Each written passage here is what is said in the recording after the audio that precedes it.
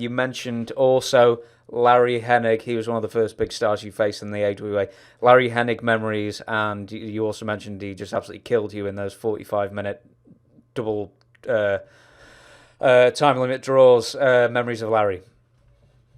Big bruiser of a man. He was, especially as a 220-pound baby face, He was funny. He and Lars Anderson were the tag champions. And what a team. Oh, God, what a worker Lars was. Before he got that Johnny, he was fabulous. He was 6'2 plus 6'3", 265 pound, not a body, just like an offensive, that was the size and just a rugged, mean, good looking, solid heel, good worker, great worker. So he and Larry were, but Larry is then he did the same thing to Harley.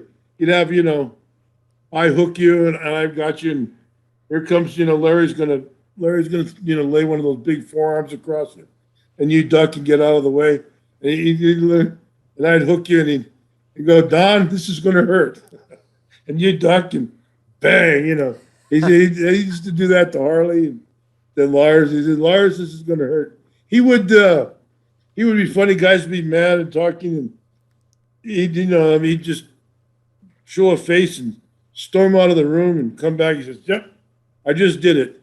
I just gave Gagne my 20-year notice."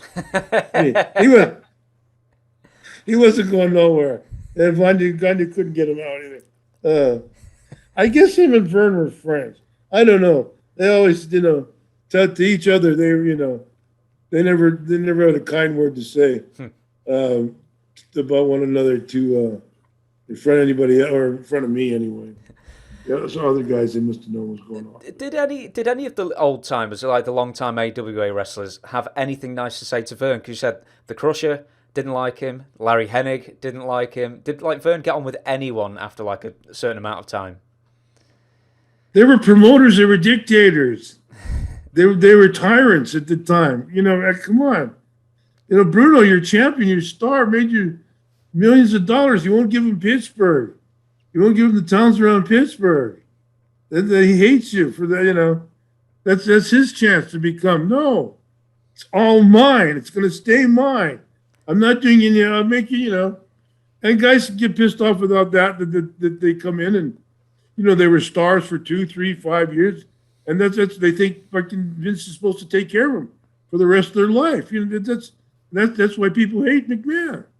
And of course, what he's done to wrestling and the things he's done. But I get they have the opinion that once you retire, and some people should. A lot of guys go into agents. I heard Tony Gurria on the agents and stuff. But no, they want to. They want to further their career. Everybody sees their career ending, and not everyone wants to become a longshoreman. They see they want see that wrestling, and they see the opportunity. The longer you're around, the smarter you become as far as promotion and selling. The 50-50 raffles at halftime and selling programs and T-shirts, and of course what it's blossomed off to with the WWF taking over. But if you're around 15, 20 years around the business, you see that growth and the different potentials. If you only have a couple little towns, if you're not able to do that, then that's. But no, they don't want to. They don't want to share. It's my country, it's my area, and you can't have any. That was a mentality back then. You change it, and you think, why did this happen, or why was this guy, an asshole, and why did he run out on this, and why did he leave that, and it's you got Ole Anderson and these guys, calling you, and you're running your family someplace, and you get to running all over, no respect, just do it because you're a low life, stuff like that. They hated you. They were down on you. You were dirt. You were a wrestler, and they were promotion. You were dirt. A couple of them made the transition. I think Jerry Lawler did, didn't he? Sure. Fritz Bill Watts, he did. Well, I think he just bought the territory, didn't he? He didn't really. No, he stole it from Leroy McGurk. Oh, okay then.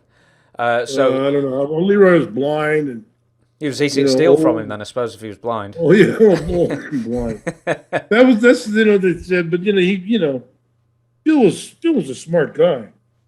He used to do everybody's homework for him. The University of Oklahoma football team. He was intelligent man, great Finnish guy. Just before we get off Larry, his son Curt, I know you're obviously Mr. Perfect in the WWF. Any similarities between the two at all as far as wrestling? Because one's like a big bruise and the other one's a technical bumping machine. God. No. No.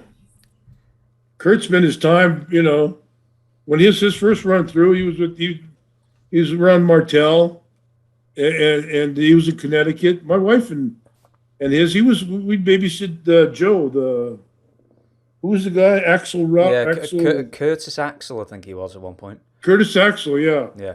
We had him when he was like, they were newlywed. I wasn't even married yet. My wife now, Sharon.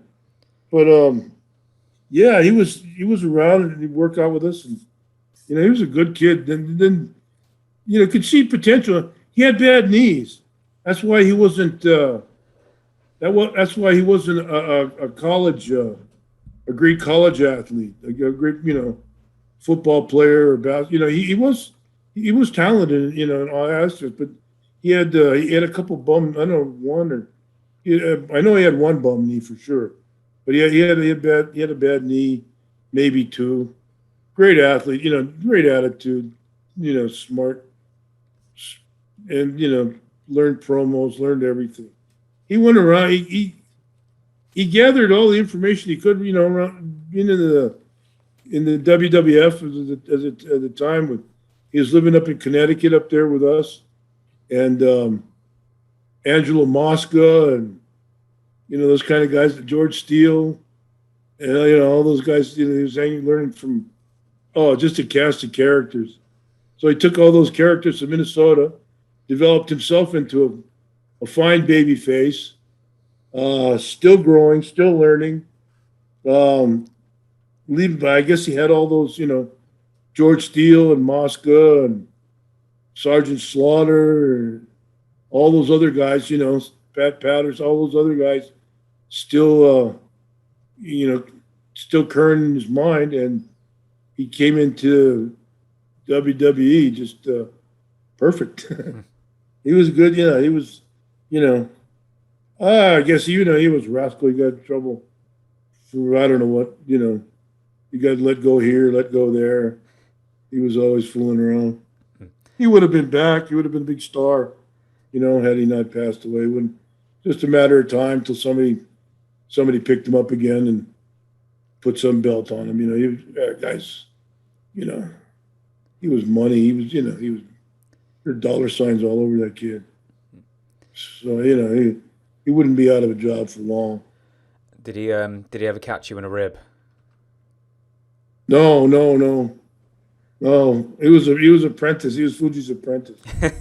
They did a real nut to Pat Patterson, and I wasn't there again, but I heard, and then Patterson confirmed it.